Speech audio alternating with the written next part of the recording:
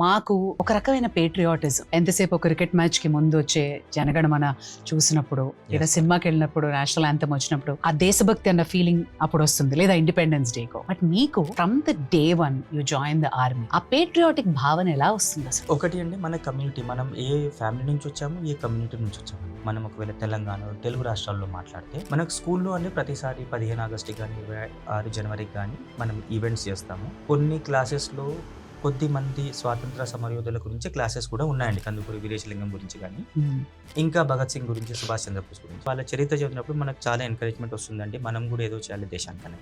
అదొక చిన్న ఎత్తు మాత్రమే. ఇంకా పోవాల్సింది, చేయాల్సింది చాలా ఉంది మన ఎడ్యుకేషన్ డిపార్ట్మెంట్ నుంచి కూడా.